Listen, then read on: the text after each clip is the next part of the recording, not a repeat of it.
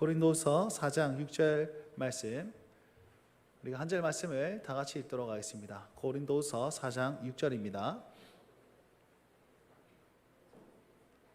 다 같이 읽도록 하겠습니다. 시작. 어두운 데에 빛이 빛이라 말씀하셨던 그 하나님께서 예수 그리스도의 얼굴에 있는 하나님의 영광을 아는 빛을 우리 마음에 비추셨느니라.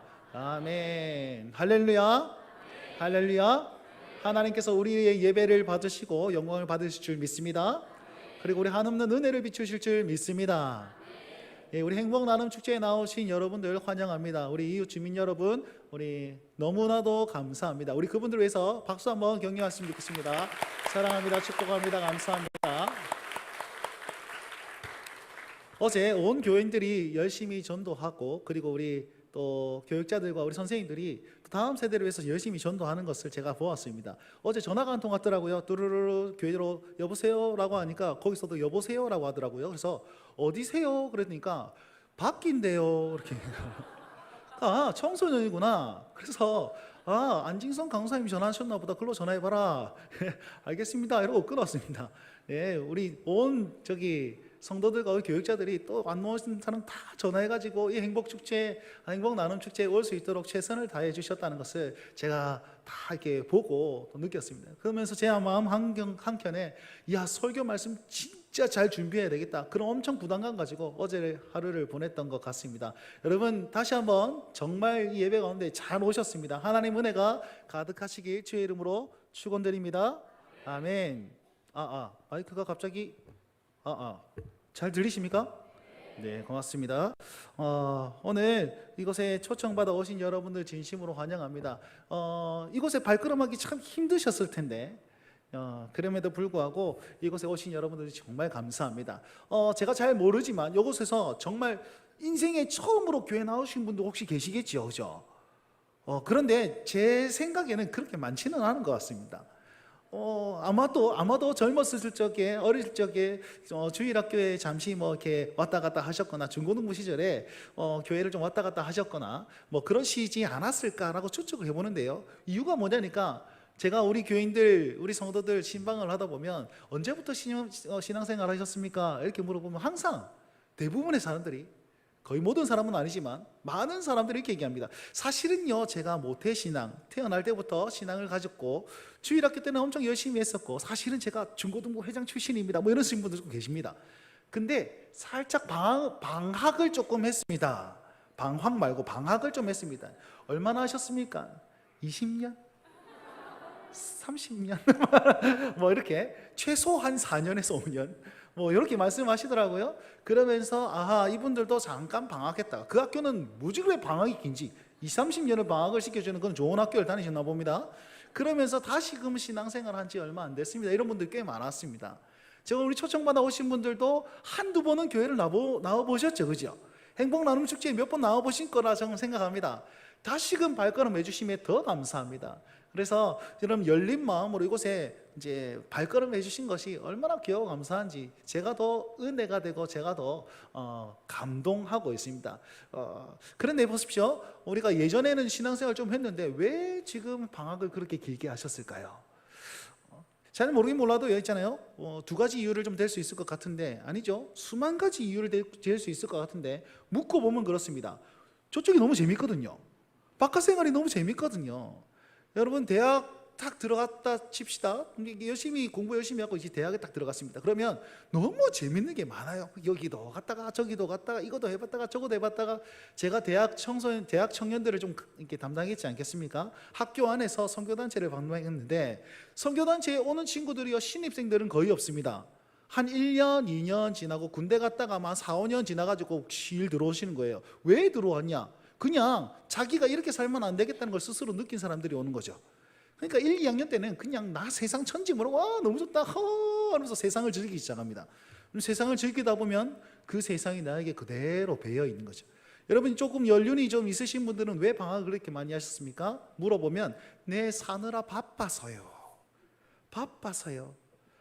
결혼해서 아들 키우고 사업 하고 일하고 이거 하고 저거 하고 요래 하다 보니까 정신없이 살다 보니까 그래 됐습니다. 네, 삶이 너무 힘드셔가지고 그러실 수 있습니다. 그런데 그 모든 것을 싸잡아서 얘기하면 내가 세상이 너무 좋아서 혹은 내 인생이 더 중요해서라고 결론을 지을 수 있습니다. 이걸 우리는 죄라고 그러는 겁니다. 성경을 뭐라고 하냐면 그걸 죄라고 그러는 거예요. 나쁜 짓을 해서 죄가 아니고요. 우리 뭐 그런 말씀 많이 들어봤잖아요. 성경은 모든 사람이 죄를 뭐뭐했으면 하나님의 영광에 이르지 못하더니, 그게 내가 엄청 나쁜 짓을 해서 죄가 아니라 성경에서 말하는 죄는 하나님과 멀어지는 것을 죄라고 얘기하거든요. 그래서 점점 멀어지고 죄에 익숙하다 보니까 방학이 길어졌다, 그렇게 생각하시면 되겠습니다. 여러분 이제는 방학 끝내시고 주님께로 다시 돌아오시길 바랍니다. 죄라는 녀석이 참 신기합니다. 죄라는 녀석이요, 처음에 죄를 지으면 이게 벌벌 떨어요. 3살 버릇 80까지 간다 그랬지 않습니까? 그러니까 조그만한 죄를 저질렀는데 그때는 이 죄가 너무 크게 여겨졌어요. 저희 딸이 있잖아요. 작년인가 재작년인가 초등학교 1, 2학년 때 보니까 그냥 스쳐 지나가다가 이제 TV 광고에 그 드라마 어떤 소개를 했어요. 드라마 제목이 지옥이었습니다. 지옥. 그 포스터가 한 사람이 딱 있고 마귀 새끼들이 왜 이러고 있는데, 그걸 딱 보고 눈물을 뚝뚝 흘리면서 아빠, 나 어제 친구한테 잘못한 거 있는데 나 어떡해요? 그만큼 순수하다니까요. 그런데 있잖아요, 여러분 지금 TV 뭐 드라마 그거 보면서 포스터 보면서 지옥 하면서 우와 이러면 엄마나 나 지옥 가면 어떡하지, 이런 생각 듭니까? 내 죄가 보입니까? 안 보인다는 거예요. 여러분 죄란 녀석은 처음은 굉장히 크게 느껴지는데 익숙하면 익숙해질수록 이게 무덤덤해지는 거예요. 저희 첫째 아들이 지금 12살인데요 한 50일쯤 되었을 때였습니다. 우리가 알을 키워봤겠습니까? 낳아봤겠습니까? 제일 처음이니까 모르는 거예요. 애가 막 울어요. 그러니까 하나 우유를 먹으라 하면서 뭐 우유를 쭉쭉 미주고, 더우니까 계속 놀아주고, 더우니까 더운가 싶다 해서 에어컨에 싸우고, 아이고 시원하다 그렇게 해주고, 그렇게 지났습니다. 밤이 되었습니다. 자려고 침대에 누워서 누우는데 어디서 하수구 썩은 냄새가 나는 거예요. 이게 어디서 나는 냄새고 어디서 나는 냄새고 정화조가 터졌나 뭐 이러면서 돌아보는데 그 냄새가 우리 아들 엉덩이에서 나더라고요. 이걸 응가를 쌌는데 이걸 갈아줘야 되는데 부모가 아차한 거죠. 그러다 보니까 그 밤에 애는 자고 있고 밤에 불 살짝 켜가지고 이제 기저귀를 갈아주는데 거의 뭐 엉덩이와 기저귀와 그 안에 그 이물질과 한 몸이 되어 있더라고. 기저귀를 뺏겨넘겨서 뜯어냈습니다. 이렇게 뜯어내가지고 여러분 갓난아이들이요 그 기저귀에다가 그 대변을 보면 처음에는 울어요. 찝찝해서 웁니다. 근데 시간이 지나다 보면 그 엉덩이가 뜨뜻하게 괜찮거든요. 누가 내 엉덩이에 보일러를 넣어놨나, 이 머드팩 하는 그런 느낌들이 납니다.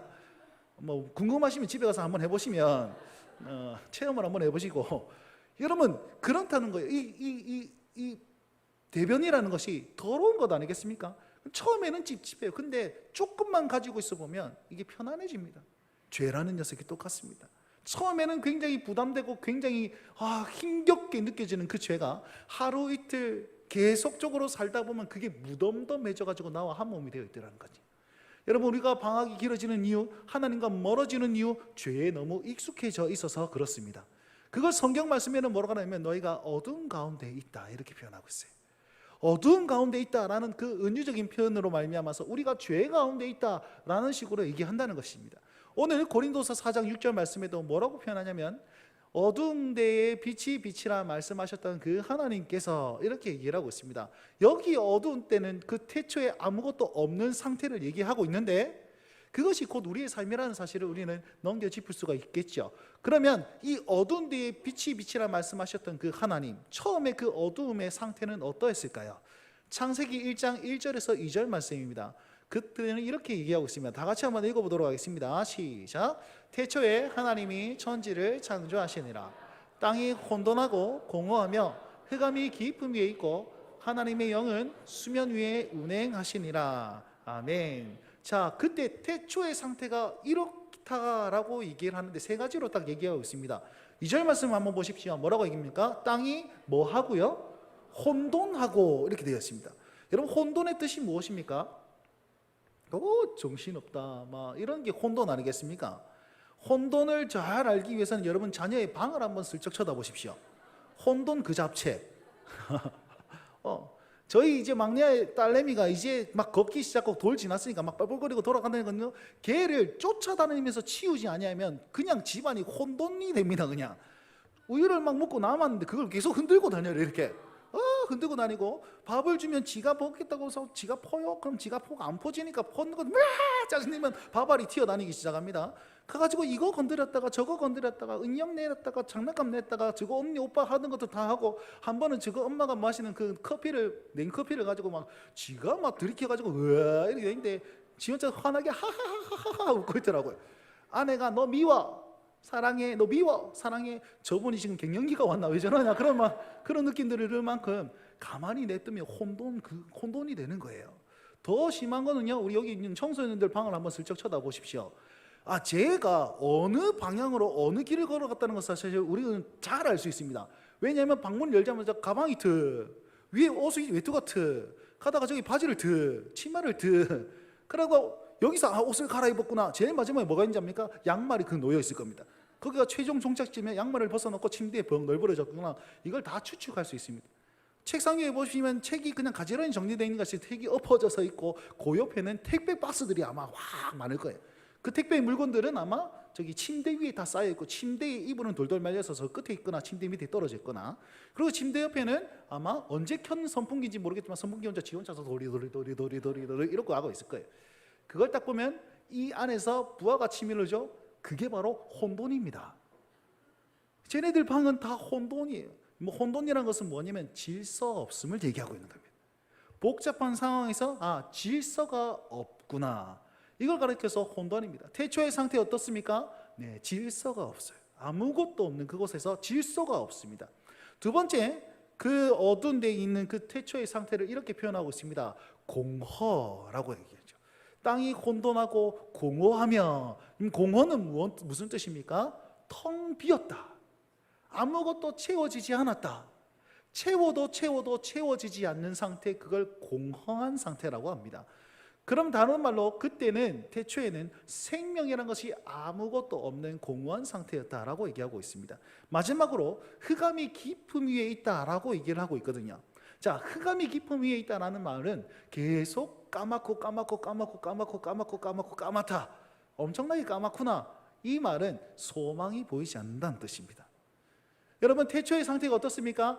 어두운 가운데에 빛이라. 어두울 때의 거기는 정말로 질서가 없고 생명이 없으며 소망 없는 그 상태야 쭉 유지되는 그런 상태였다는 것입니다. 그런 상태에서 우리 하나님 뭐라고 말씀하십니까? 빛이 있으라, 이렇게 말씀하셨습니다. 그래서 천지창조가 7일 동안 진행되었는데 1일부터 3일까지는 뭐 하냐면 빛과 어둠을 나눕니다. 그리고 하늘과 땅을 나누죠. 땅과 물을 나눕니다. 질서가 없는 그곳에 질서를 만들기 시작하셨습니다. 질서를 딱 만들기 시작하시면서 다 구분 지어 놓으시고, 또 텅 빈 그곳에 생명을 불어넣기 시작합니다. 식물을, 그리고 동물을, 제일 마지막엔 인간을 창조하시면서 그곳에 생명을 집어넣기 시작하시는 거죠. 마지막은요, 보시기에 좋았더라 그러면서 빛에 대한 어떤 언급을 하시고 안식일을 제정하시면서 우리에게 소망을 주셨습니다. 자, 요약하자면 이렇습니다. 정말 땅이 공허하고 땅이 혼돈하고 흑암이 깊음 위에 있는 그곳에 질서의 하나님께서, 생명의 하나님께서, 소망의 하나님께서 그곳에서 그것들을 다 채워 넣으셨다라고 말할 수 있겠죠. 자, 그럼 물어봅시다. 하나님께서 그 태초에 그 역할을 하셨구나. 지금은 뭐 하실까요? 지금은 무엇 하시겠습니까? 여러분, 오늘 읽은 고린도후서 4장 6절 말씀이 지금도 하나님께서는 그 역할을 행하고 계십니다 라고 얘기하고 있는 것입니다. 한번 말씀 한번 띄워주시겠습니까? 다 같이 한번 읽어봅시다. 시작. 어두운 데에 빛이라 말씀하셨던 그 하나님께서 예수 그리스도의 얼굴에 있는 하나님의 영광을 나는 빛을 우리 마음에 비추셨느니라. 아멘. 하나님께서 지금 그때의 빛을 만드신 주님께서 지금도 빛을 만드시면서 지금도 그 역할을 행하고 계시는데, 누구를 통해서요? 예수 그리스도를 통해서 행하고 계십니다 라고 얘기를 하고 있는 것입니다. 그러면 어느 어둠에 그 빛을 비추고 계십니까? 여러분, 지금 우리의 삶이 어떻게 보면 그 혼돈과 공허와 그 소망 없음, 그 흑암이 기쁨 위에 있는 삶이 어쩌면 우리 삶이라는 것이고, 저 세상이 얘기하는 저 바깥 세상이 지금 이루어가는 삶이라는 사실을 여러분 한번 살펴보시기 바랍니다. 여러분, 여기에서 질서 있게 인생을 살아오신 분 누가 계십니까? 나는 10대 때는 이렇게 할 거야, 20대는 이렇게 살고 30대, 40, 50대는 이렇게 살아가지고 나는 노년을 이렇게 살아갈 거야. 계획하신 대로 되던가요? 계획하신 대로 되던가요? 지난번에 제가 설교 때 이런 말씀을 했어요. 옆 사람을 쳐다보시고 그 아내와 남편을 쳐다보십시오. 계획하셨던 그분 맞습니까? 우리는 계획대로 안 된다는 거예요. 계획대로 안 돼요. 저희 아내는 늘 아이스크림 사장님과 결혼하고 싶었답니다. 그만큼 아이스크림을 너무 좋아했어요. 근데 지금 아이스크림이랑 전혀 상관없는 사람과 살고 있지 않습니까? 여러분, 그런 거예요. 우리는 계획대로 되는 게 아니에요. 지금 여러분들의 사업과 여러분들의 지금 형편이 계획대로 된 건 맞습니까? 우리는 질서 없는 그 혼돈의 상태에 여전히 살아가고 있기 때문에 어디로 나아가야 될지 한 걸음조차 걸어 나아가기에 갑갑한 그런 인생을 지금도 살아가고 있지 않습니까? 다른 말로 하면 혼돈의 인생을 지금 우리는 살고 있다는 것입니다. 더 우리식으로 표현하자면 그 혼돈의 삶은 우리는 방황의 삶이다라고 표현할 수 있습니다. 앞으로의 인생이 어떻게 됩니까? 모릅니다. 그러니까 어떻게 나갈지 몰라서 방황하고 있지요. 특히 우리 청소년들 같은 경우에는 방황의 인생을 여전히 불안하는 인생을 살아가고 있고, 청년들은요 앞으로 어떻게 될까 고민하고 있지 않습니까? 그럼 노년의 인생이라고 다릅니까? 죽음 앞에서 나는 나의 인생을 어떻게 마무리할 것인가? 여러분 여전히 방황하고 계시지 않습니까? 우리 인생이 그 태초의 상태와 똑같다는 것입니다. 두 번째, 공허의 상태입니다. 여러분, 공허다, 아까 말씀드린 채워도 채워지지 않습니다. 여러분, 우리가 왜 그렇게 신앙의 방학이 길었습니까? 정말 힘겨운 삶을 살다 보니까 나에게 위로를 주고 싶은 거야. 근데 주일날 유일하게 이렇게 쉴 수 있는 이 기간에 나에게 뭐 서비스를 줘야지, 나를 위해서 해야지 그러면서 막 사람들을 만나기 시작하죠. 너무 스트레스 받아서. 직장 생활 하시는 분들 어느 요일만 기다리죠? 금요일만 기다립니다. 금요일만. 불타는 금요일 누구를 만나서 내 이 5일 동안의 스트레스를 풀어야 되는데, 이야 어떻게 풀지? 누구를 만나서 막 이렇게 맛있는 걸 드시면서 대화를 나눕니다. 그럼 대화의 내용은 대부분 비슷해요. 엄마가 살찌는데 어떡하지? 괜찮다 이건 샐러드 바니까 괜찮다. 뭐라. 소도 있잖아요. 풀만 먹고 400kg는 찝니다. 코끼리는 채식만 해도 그 몇 톤이 나가는데 그만큼 그러면서 있잖아요. 늘 얘기하고 누굴 만나서 막 얘기합니다. 그러다가 얼마나 나 힐링했다. 여러분 진짜 그게 힐링 맞습니까? 참된 위로 맞습니까? 여러분, 군중 속의 고독이라는 말 아시죠? 내가 오늘 하루 종일 많은 사람을 만나고 많은 사람을 교제하고 뭐 풀도 먹고 고기도 먹고 여러 가지 먹고 커피도 마시고 여러 가지 차를 마시면서 대화를 많이 했습니다. 그런데 집에 갔는데 갑자기 너무 공허해지는 거예요. 너무 마음이 허한 거예요. 채워도 채워지지 않는 그런 어떤 욕구가 내 안에 있는 겁니다. 돈을 벌었습니다. 얼마만큼 보면 내가 만족할 수 있을까요? 집을 샀습니다. 그러면 살다 보면 이게 집이 좁아 보이기 시작하는 거죠. 얼마만큼 집이 커야지 여러분 만족하시겠습니까? 여러분, 내가 뭔가를 가지고 목표를 이루고 그것들을 상한 자녀들이 1등 한 번 했습니다. 그럼 만족하실 것 같습니까? 그 다음 시험에는 2등하면 되게 속상합니다. 여러분, 얼마만큼 돼야지 그곳에 만족이 있겠습니까? 여러분, 우리의 삶은요 공허 그 자체입니다. 계속 채워도 채워지지 않는 삶, 그것이 우리 인생의 삶이라는 사실입니다. 여러분, 그 공허의 삶을 우리가 살아가고 있지 않습니까? 그 공허의 삶, 채워도 채워지지 않으면 어디에 빠지게 되냐면 중독에 빠지게 됩니다. 왜요? 안 채워지니까, 뭔가 갈급하니까 다른 걸로 채우려고 애를 많이 쓴다는 것이죠. 그래서 중독에 빠지게 되는 거예요. 우리의 삶은 방황의 삶이자 중독의 삶입니다.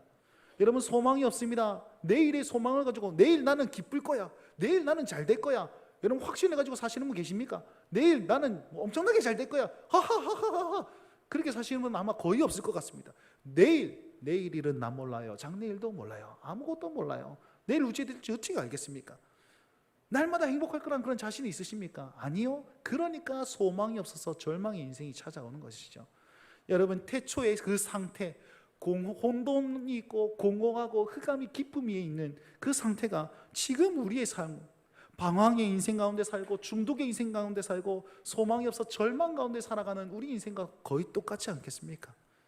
그래서 우리 하나님 말씀하시는 거예요. 봐봐라, 내가 그 어두운 가운데서 빛으로 말미암아 질서를 넣고 생명을 넣고 소망을 넣어준 내가 지금 너희 그 어두운 가운데 있는 여러분들에게, 나의 자녀들에게, 이 인류에게 내가 다시 한번 빛을 비추노라. 그 빛은 어디에 있냐? 바로 예수 그리스도 얼굴에 내가 그 빛을 심어 놓았으니 방황 가운데 있는 자들이여, 중독 가운데 있는 자들이여, 소망 없어 어디로 가야 될지 몰라서 갑갑해하는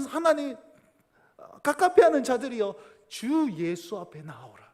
주 예수 앞에 나와서 이 빛을 가지고 어둠에 있지 아니하고 소망 가운데 나오고 어둠 가운데 있지 아니하고 빛 가운데 나와라. 지금 그렇게 우리에게 초청해 주고 계신다는 사실입니다. 저라는 이 목사라는 이 한 사람의 입술로 말미암아서 하나님께서 여러분들을 지금 예수께로 초청하고 있는 겁니다. 빛 가운데로 부르고 계시는 겁니다. 사랑하는 성도 여러분, 그리고 초청된 우리 이웃 주민 여러분, 이 메시지 앞에 하나님 내가 여기 나와왔습니다, 내가 빛 가운데 나아가겠습니다 라고 고백만 해주십시오. 믿음의 결단을 해주십시오. 그렇다면 하나님께서 우리 인생 가운데 좌정하셔가지고 우리 인생의 빛으로서의 길로 인도해 주실 줄 믿습니다. 여러분, 깜깜한 그 방 안에 빛을 누가 다, 빛을 촛불이나 뭐 빛이 딱 주어졌습니다. 어떤 사람은 와 빛이다 하면서 그쪽으로 나아가는 사람이 있는 반면에 어떤 사람은 누가 불 켰노? 눈부시게 눈부셔 이러면서 더 어두운 가운데 나아가는 분이 계십니다. 여러분, 지금 하나님께서 여러분 예수 그리스도의 그 얼굴에 있는 하나님의 영광이 아는 빛을 여러분들께 딱 비추어 주고 있습니다. 어떤 사람은 그것이 빛이구나 하고 나오는 분이 계신 반면에 눈부셔, 너무 눈부시네, 도망가야지, 어두운 가운데 가진 사람도 분명히 있을 것입니다. 여러분, 지금 이 순간 어두운 가운데 더 깊이 나아가지 마시고 이 빛 가운데 나오십시오. 빛 가운데 나오십시오. 예수님을 한번 믿어보십시오. 그럼 내가 예수님 믿습니다 그러면 빛이 확 펼쳐져서 야 샤랄랄랄라 그러면서 막 후광이 비치고 그런 인생 될까요? 여러분, 죄송합니다. 그런 인생 펼쳐지지 않을지도 모르겠습니다. 혹시 이곳에 초청되어 오신 분들 전도 받을 때 예수님 믿으면 인생이 잘 된다, 사업이 잘 된다, 건강해진다, 행복해진다, 뭐가 다 잘 될 거다, 잘 풀릴 거다, 그런 말 들으시고 오신 분 계십니까?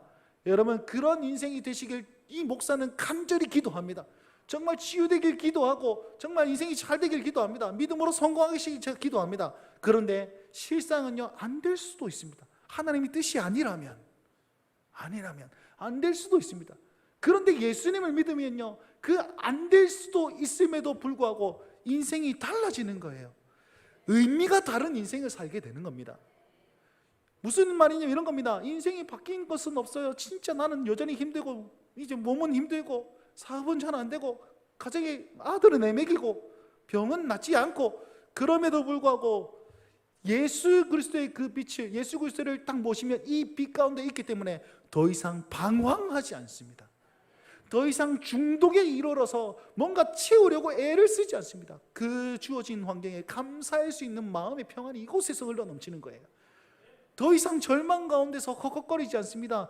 미래가 보이지 않아도 주님 함께 하신다라는 믿음으로 한 걸음 한 걸음을 나아갈 힘이 여기에서 주어진다는 거예요. 이게 이 어두운 마음 가운데 비추시는 빛의 역할이고 빛의 효력이라는 것입니다. 시편 119편 105절 말씀에 이런 말씀이 있습니다. 한번 다 같이 한번 읽어볼까요? 시작. 주의 말씀은 내 발의 등이요 내 길의 빛이니이다. 아멘. 주님께서 빛을 이렇게 비추셨습니다. 우리 생각은 어떠냐면 이 빛이 쫙 해가지고 저기 4, 5km 막 20km 30km 빛이 쫙 일어나가지고 와 탄탄대로 야 이 길만 걸어가면 되겠구나 확 이렇게 인생 역전을 기대하고 계시죠. 보십시오. 그 빛은 어떤 빛이라고 합니까? 내 발의 등이다. 옛날에 조선시대에 등불을 이렇게 딱 비추고 있으면 얼마만큼 보일까요? 2, 3km 있는 저 먼 데까지 빛이 확 비춰가지고 잘 보입니까? 아니에요. 그 깜깜한 가운데 한 발, 두 발, 그냥 1, 2m, 3, 4m 그 정도 빛이 비칩니다. 그냥 말씀으로 빛을 딱 비추고 한 걸음 내딛 이게 안전한 길이구나 한 걸음 탁 내딛죠. 또 예배 가운데 나와서 또 말씀을 듣고 말씀 가운데 빛을 딱 비춥니다. 이쪽으로 한 걸음 내딛습니다. 한 걸음 한 걸음 말씀이 비추어주는 그 예수 그리스도의 빛을 말미암아서 걸어 나아갈 때에 그 끝은 어디에 도달하면 천국이라는 곳에 도달하게 되는 것이지요. 여러분, 이게 예수 믿는 기쁨이며 예수님께서 우리를 이끌어 나가 빛으로 인도하시는 방법입니다. 사랑하는 성도 여러분, 초청받은 우리 이웃 주민 여러분, 이 믿음으로 이 빛 가운데 나오십시오. 무슨 말이냐면 날마다 예배 가운데 지금은 안 믿어지더라도 예배 가운데 나와서 또 빛을 받아서 또 빛을 비추어서 한 걸음 가시고 또 빛을 받아서 또 빛 가운데 나아가십시오. 그러면 한 걸음 한 걸음 나아가고 그 끝에는 천국이 있죠. 그 한 걸음 걸음이 천국의 인생이 될 줄 믿습니다. 그래서요, 예수를 제대로 믿으면 환경이 변하지 않아도 의미가 다른 인생이 내게 주어지고 더 이상 방황을 그치고 중독을 끊어내고 소망으로 나아갈 수 있는 그 힘이 내 인생의 걸음 가운데 심겨질 것입니다. 이 놀라운 초청 아래 여러분 도망가지 마십시오. 빛 가운데 더욱더 나오십시오. 어둠으로 더욱더 숨지 마시고 이 예수 그리스도 그 얼굴에 있는 빛, 내 마음에 비추어질 그 하나님의 빛 가운데 여러분을 초청합니다. 나아오시길 주의 이름으로 축원드립니다.